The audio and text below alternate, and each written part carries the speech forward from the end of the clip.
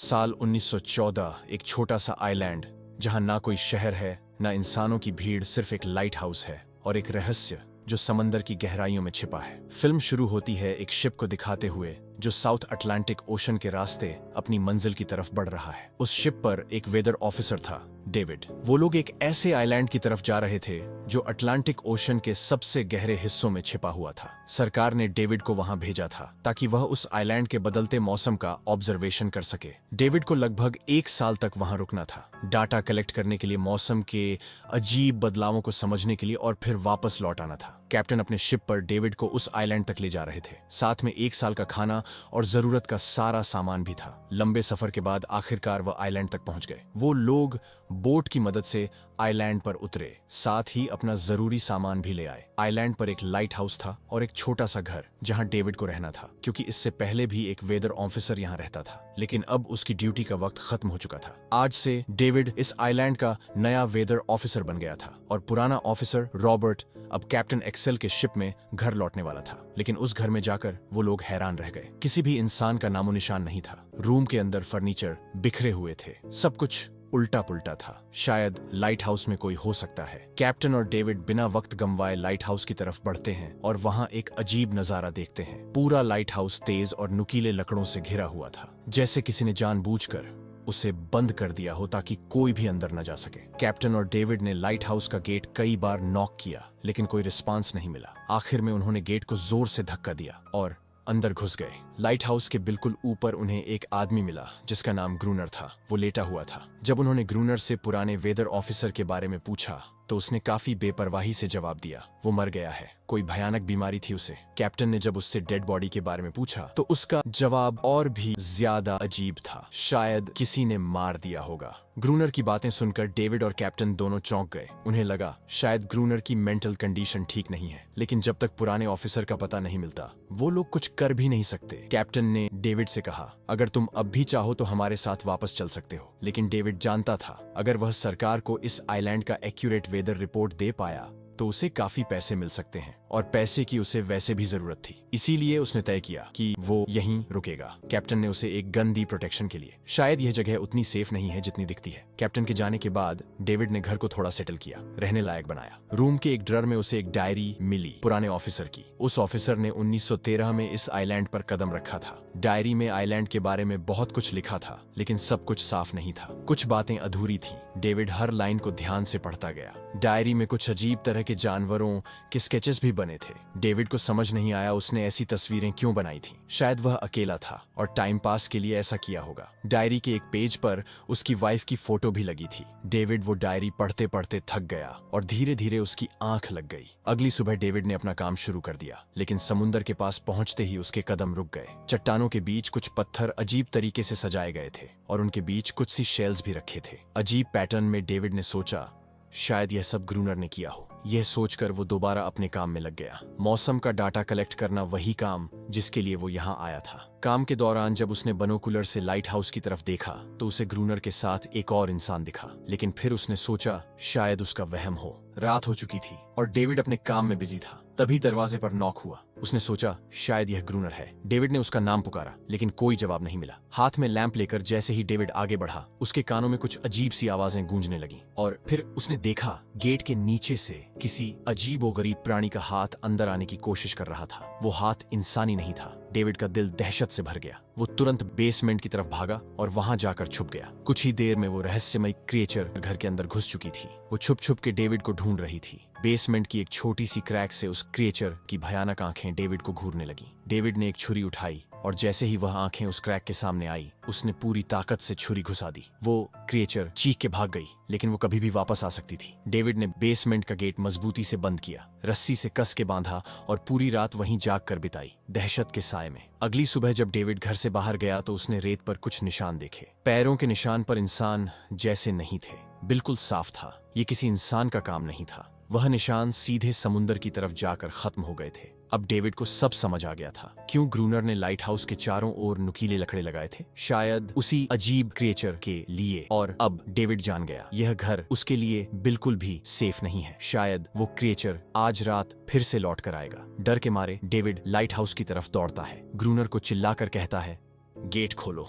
मुझे अंदर आना है। लेकिन ग्रूनर उसे अंदर नहीं आने देता और कहता है, तुझे तो उस शिप के साथ लौट जाना चाहिए था। डेविड निराश होकर वापस लौटता है, लेकिन अब उसे अपना घर सुरक्षित बनाना होगा। उसने घर की हर एक विंडो को लकड़ी से बंद कर दिया, हर तरफ नुकीले लकड़ों से घेरा बनाया और गेट के बाहर पुराने कागज और किताबें रखी। फिर उन पर तेल छिड़क दिया ताकि अगर वह क्रिएचर वापस आए तो उसे आग से डरा के भगाया जा सके। लेकिन एक बात थी जो डेविड अब तक नहीं जानता था, और यह बात उसे आज रात पता चलने वाली थी। किस्मत से उसे घर के अंदर एक पुराना बॉक्स मिला। उस बॉक्स में एक गन थी और बहुत सारी बुलेट्स। ये देखकर उसे थोड़ी हिम्मत मिली, लेकिन डर अब भी जिंदा था। जैसे जैसे सूरज ढलने लगा, रात का अंधेरा हर तरफ छा गया। डेविड गन हाथ में लिए घर के एक कोने में चुपचाप बैठा था। उसकी सांसें तेज थीं। तभी एक अजीब आवाज सुनाई दी, और जब डेविड ने खिड़की की तरफ कदम बढ़ाया तो जैसे उसके पैरों के नीचे से जमीन ही खिसक गई। सिर्फ एक नहीं, पानी में से कई सारी वही अजीबोगरीब क्रिएचर्स उठती हुई नजर आई और सब उसके घर की तरफ बढ़ रही थी। कुछ ही देर में वह गेट को तोड़ने की कोशिश करने लगे।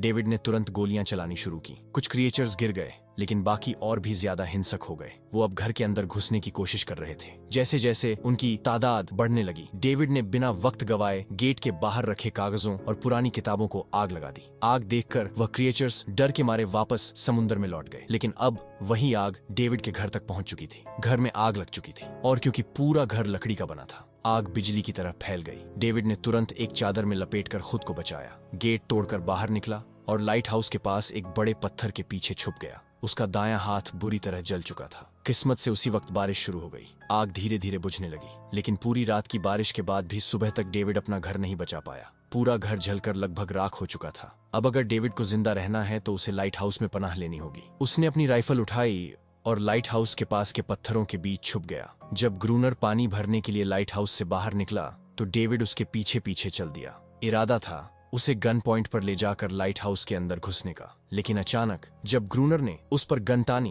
तभी एक अजीब सा क्रिएचर जो ग्रूनर के पास ही था उस पर हमला कर दिया। वो क्रिएचर ग्रूनर का रक्षक था। ग्रूनर ने तुरंत डेविड को रोका और कहा, यह मेरा पालतू है। डेविड ने गोली नहीं चलाई, लेकिन एक शर्त रखी, अगर जिंदा रहना है तो लाइट हाउस में रहने दिया जाए। उसके पास 1 साल के लिए काफी गन पाउडर था और इतना खाना भी था कि दोनों बच सके। ग्रूनर कुछ देर चुप रहा, फिर धीरे से हाँ कर दी। शाम होने से पहले दोनों बचा हुआ खाना लेकर लाइट हाउस लौट आए। अगली सुबह वो क्रिएचर चुपचाप डेविड का हाथ चाट रहा था, जबकि डेविड गहरी नींद में था और कुछ ही देर में उसका हाथ काफी हद तक ठीक हो गया। ये सब डेविड के लिए एक शौक था, लेकिन जो आंखों के सामने हो रहा था उस पर यकीन करना मुश्किल था। लाइट हाउस के टॉप पर डेविड ने देखा ग्रूनर उन बुलेट्स को काउंट कर रहा था जो उन्हें गन से मिली थी, और वो क्रिएचर अपने तरीके से ग्रूनर की मदद भी कर रहा था। इसका मतलब यह था कि यह जानवर वायलेंट नहीं है। डेविड अब ग्रूनर से उसके बारे में और जानना चाहता था और फिर यह सब दुनिया के सामने लाना चाहता था, क्योंकि यह किसी मिरेकल से कम नहीं था। एक अजीब सी फीमेल क्रिएचर समंदर के गहरे अंधेरों से उनके सामने थी। अगर इस क्रिएचर का सच दुनिया के सामने आता तो डेविड और ग्रूनर दोनों दुनिया भर में मशहूर हो जाते। लेकिन ग्रूनर को यह सब नहीं चाहिए। वह इस आइलैंड से कहीं नहीं जाना चाहता। ग्रूनर के पास कोई अपना नहीं था। उसके हिसाब से सोसाइटी में कोई भी अकेला नहीं रह सकता। हर किसी को किसी न किसी का गुलाम या नौकर बन के रहना पड़ता है। इसीलिए उसके लिए यह आइलैंड परफेक्ट था। यह जगह जहां वह अपने आप को एक किंग समझता था, अपनी मर्जी का मालिक। इसी वजह से उसने आइलैंड के कई हिस्सों में लिख दिया था, ग्रूनर इज किंग। लेकिन वो अजीब सी फीमेल क्रिएचर उसकी पालतू कैसे बन गई? असल में एक बार ग्रूनर ने उसकी जान बचाई थी। वह गलती से अपने फिशिंग नेट में फंस गई थी। तब वो क्रिएचर छोटी थी और उस दिन के बाद से ग्रूनर के साथ ही रह गई। उसकी हर बात माननी शुरू कर दी। लेकिन ग्रूनर एक गुस्से वाला इंसान था और उसने कभी भी उस क्रिएचर के साथ इंसानियत से बिहेव नहीं किया। उसके साथ रेगुलर फिजिकल रिलेशन रखता था। एक बार उस क्रिएचर ने ग्रूनर पर हमला भी किया और उसके बदले में ग्रूनर ने उसे सजा दी। एक ऐसी सजा जिसके बाद वह क्रिएचर अपने आप को ग्रूनर की नौकरानी समझने लगी। शायद इसी वजह से हर रात वह क्रिएचर समंदर से बाहर आते हैं उसे वापस ले जाने के लिए। लेकिन वो क्रिएचर दिन के उजाले में अटैक नहीं कर सकते। खैर, डेविड अब यहाँ और नहीं रहना चाहता। वो किसी आने वाले शिप को सिग्नल भेजकर यह जगह छोड़ देना चाहता है। लेकिन यह काम इतना आसान नहीं था। ग्रूनर का कहना था कोई भी शिप इस आइलैंड तक नहीं आती। लेकिन डेविड उसकी बात पर विश्वास नहीं करता। उसे यहाँ रहना अब बिल्कुल भी अच्छा नहीं लग रहा। उसे यहाँ घुटन सी महसूस हो रही है। वह जल्दी से जल्दी ये जगह छोड़ना चाहता है। शाम होने लगी है। ग्रूनर उसे कहता है गन लेकर रेडी हो जा, क्योंकि वह क्रिएचर कभी भी हमला कर सकते हैं। वो लाइट हाउस की लाइट ऑन करने के लिए तैयार हो जाते हैं और कुछ ही देर में समंदर से एक बड़ी तादाद में क्रिएचर्स निकलकर बाहर आते हैं। वो लाइट हाउस की तरफ बढ़ते जा रहे हैं। ग्रूनर उन पर लगातार फायर करता जा रहा था, लेकिन डेविड पूरी तरह से डर गया था। वो लाइट हाउस के अंदर की तरफ पीछे हटने लगा। ग्रूनर के बार बार कहने के बाद भी वह बस एक कोने में चुपचाप बैठा रहा और कुछ ही देर में डेविड बेहोश हो गया। ग्रूनर अकेला उन जिन क्रिएचर से लड़ता रहा। अगली सुबह ग्रूनर ने गुस्से में उसे उठाया और कहा, अगर तुझे लाइट हाउस में रहना है तो मेरी हर बात माननी पड़ेगी। रोजाना पानी भर के लाना, लाइट हाउस के छोटे बड़े काम करना और रात को उसके साथ गार्ड ड्यूटी भी देना, चाहे डेविड चाहे या ना चाहे। यह सब करना उसके लिए मजबूरी बन गई थी। जिंदा रहने के लिए उसे लाइट हाउस में रहना ही पड़ेगा। डेविड अब ग्रूनर के सारे काम करने को तैयार था, लेकिन एक चीज थी जो उसे कभी पसंद नहीं आई। रोज रोज उस फीमेल क्रिएचर को अलग अलग तरीकों से फिजिकली टॉर्चर करना। लेकिन जो इंसान सालों से इस सुनसान आइलैंड पर अकेला रह रहा हो, उसका मेंटल स्टेट थोड़ा बिगड़ना बनता है। डेविड भी कुछ ऐसा ही सोचता है। शायद ग्रूनर का दिमाग अब ठीक नहीं है, लेकिन फिर भी उसकी बात माननी पड़ती है। रात होती है। दोनों फिर से गार्ड ड्यूटी के लिए तैयार हो जाते हैं और एक बार फिर वो क्रिएचर्स समंदर से निकलकर बाहर आते हैं। लेकिन आज डेविड को डर नहीं लग रहा। उसने फायर किया, पर आज ग्रूनर कुछ भी नहीं करता। वो डेविड को बाहर छोड़कर लाइट हाउस का गेट बंद कर देता है और खुद चुपचाप अंदर बैठ जाता है, ताकि डेविड खुद सीख सके कि इन क्रिएचर्स से कैसे लड़ा जाता है, वरना वह लड़ते लड़ते मर जाएगा। डेविड चीख कर मदद मांगता है, लेकिन ग्रूनर उसकी मदद नहीं करता। इसी तरह लड़ते लड़ते वो रात कट जाती है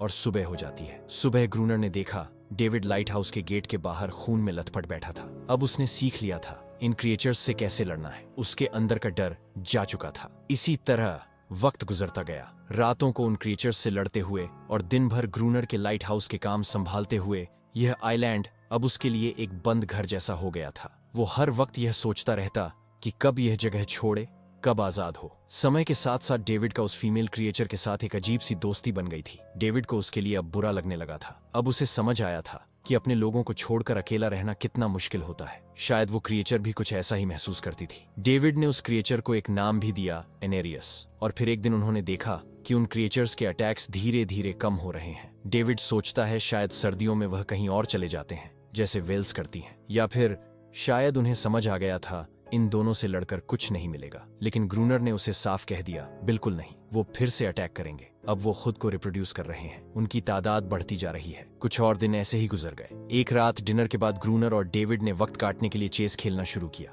लेकिन यहीं पर ग्रूनर से एक बड़ी गलती हो गई। वह दोनों खेल में इतने उलझ गए कि लाइट हाउस की लाइट्स ऑन करना ही भूल गए और अंधेरे का फायदा उठाकर क्रिएचर्स ने उन पर अटैक कर दिया। डेविड ने देखा वो क्रिएचर्स अब ब्रीड कर चुके हैं। उनकी तादाद इतनी ज्यादा थी कि दो लोग मिलकर भी ज्यादा देर तक नहीं लड़ सकते थे। गन्स के बुलेट्स भी ऑलमोस्ट खत्म हो चुके थे। किसी तरह बचते बचाते वो लाइट हाउस के टॉप तक पहुंच गए, लेकिन इस बीच ग्रूनर के पैर में गहरी चोट लग गई। वह क्रिएचर्स लाइट हाउस में घुसने की कोशिश कर रहे हैं और डेविड और ग्रूनर को कहीं से भी बचने का रास्ता नजर नहीं आ रहा। उन्होंने हार मान ली, लेकिन खुशकिस्मती से सुबह हो गई थी। जैसे ही सूरज धीरे धीरे उभरता है, वह क्रिएचर्स लाइट हाउस छोड़कर समुद्र में वापस चले जाते हैं। अनारियस ग्रूनर के जख्म को ठीक करने की कोशिश करती है, लेकिन अब तक डेविड को समझ आ चुका था कि वह इन क्रिएचर्स के साथ यह लड़ाई जीत नहीं सकते। बुलेट्स भी अब खत्म होने के करीब हैं। उनके पास खाना भी इतना नहीं है कि यह ज्यादा देर तक चल सके। अगले दिन खुशकिस्मती से जब डेविड लाइट हाउस के बाहर इधर उधर घूम रहा था, उसने समुंदर में एक जहाज देखा।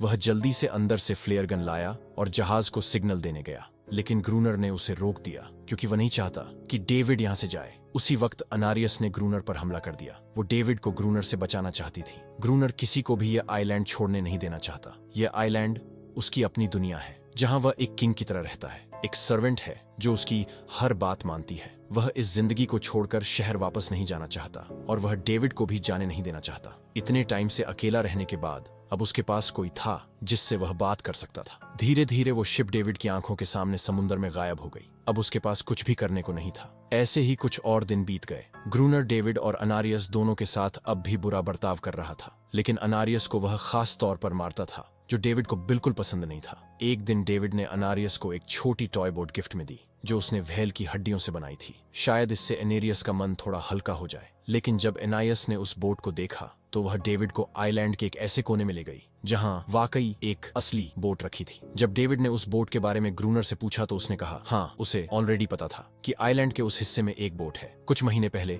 एक आर्म स्मगलिंग शिप जो बहुत सारा गोला बारूद ले जा रही थी, समुद्र में आई तूफान की वजह से इसी आइलैंड के पास डूब गई थी। कुछ लोग इस आइलैंड तक बोट के थ्रू जिंदा पहुंच गए थे, लेकिन सुबह होने से पहले उनमें से कोई भी जिंदा नहीं बचा। सभी उस क्रिएचर का शिकार बन गए। यह सब सुनते ही डेविड के दिमाग में एक प्लान आया। उनके पास एक डाइविंग सूट जैसा कुछ था।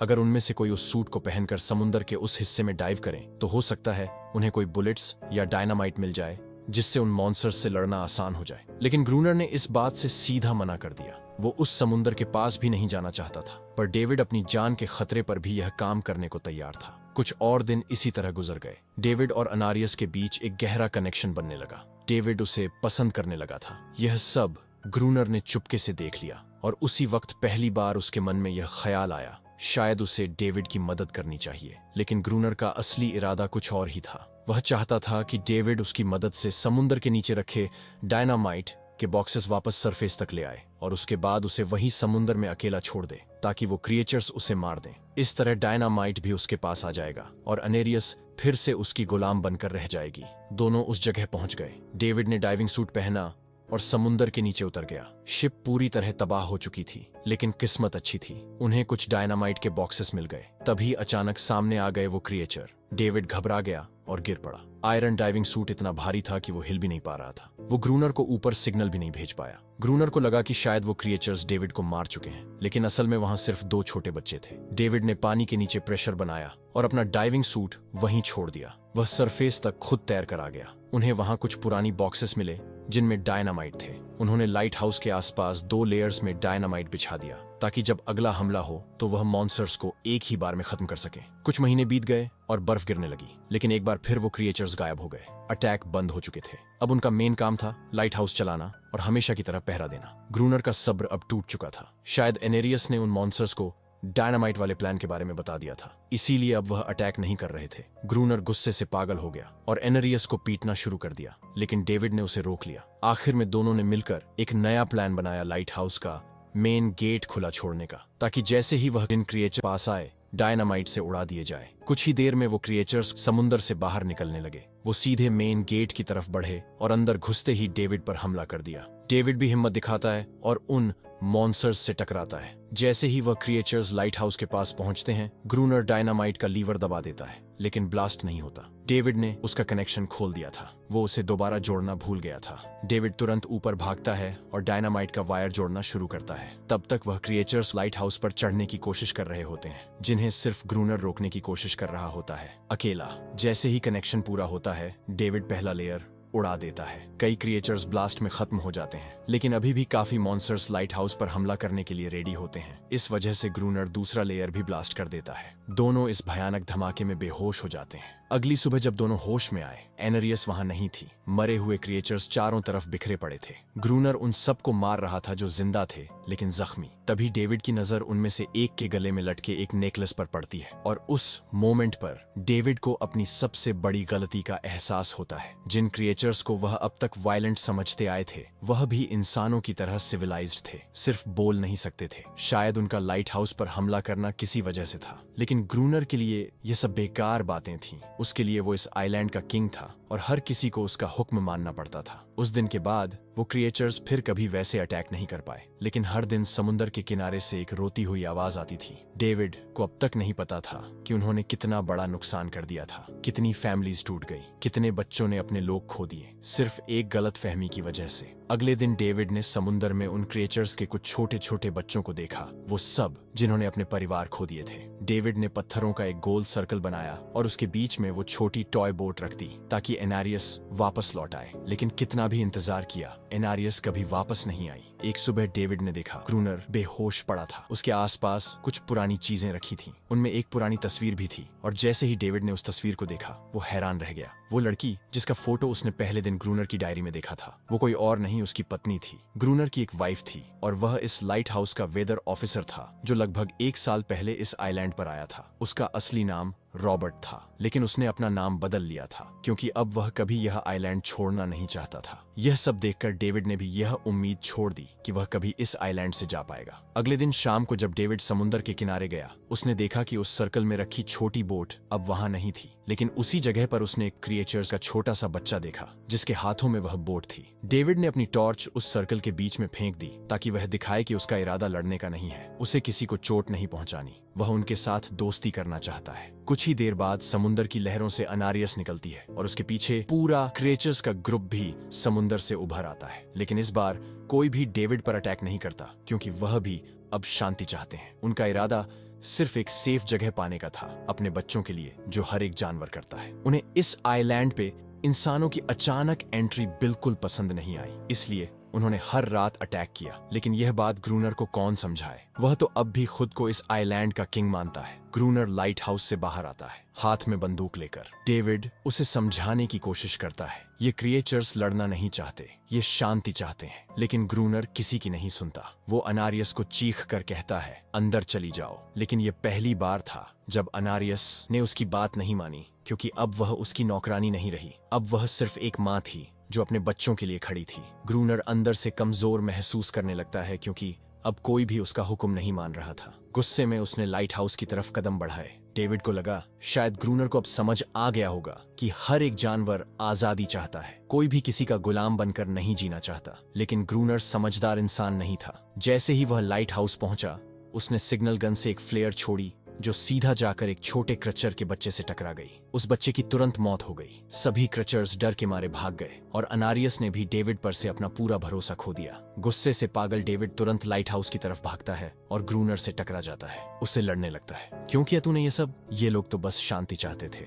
लेकिन ग्रूनर इतना वायलेंट हो चुका था कि उसने डेविड को मारने का फैसला कर लिया। हाथ में एक्स लेकर जैसे ही वह डेविड पर वार करने जा रहा था, डेविड ने उसे उसके असली नाम से पुकारा, रॉबर्ट। यह सुनकर ग्रूनर एकदम रुक गया। असल में रॉबर्ट ऐसा इंसान कभी था ही नहीं। इस आइलैंड पर आने के बाद उसकी मेंटल स्टेट लगभग टूट चुकी थी। अकेलापन, अपनी वाइफ की मौत और गहरा डिप्रेशन, इन सब ने उसे ऐसा बना दिया था। वह असल में कोई किलर नहीं था, वो एक अच्छा इंसान था। वो क्रिएचर्स कभी लड़ना नहीं चाहते थे, वह बस शांति चाहते थे। ग्रूनर ने उन्हें सिर्फ इसलिए मारा ताकि वह खुद को पावरफुल दिखा सके, और अब ग्रूनर को अपनी गलती का एहसास हो चुका था। इसीलिए उसने खुद को उन क्रिएचर्स के सामने सरेंडर कर दिया और कुछ ही पलों में उन्होंने उसे मार दिया। डेविड लाइट हाउस के अंदर खुद को लॉक कर लेता है। वक्त ऐसे ही बीतता चला जाता है और 1 साल बाद आइलैंड पर एक गवर्नमेंट ऑफिसर आता है, साथ में एक नया वेदर ऑफिसर भी होता है। डेविड को वहां से ले जाया गया और अब नए गवर्नमेंट ऑफिसर ने इस आइलैंड पर वेदर मॉनिटर करना शुरू किया। लेकिन उस ऑफिसर को लगा कि डेविड ही ग्रूनर है और डेविड ने भी उनकी इस गलतफहमी को ठीक नहीं किया।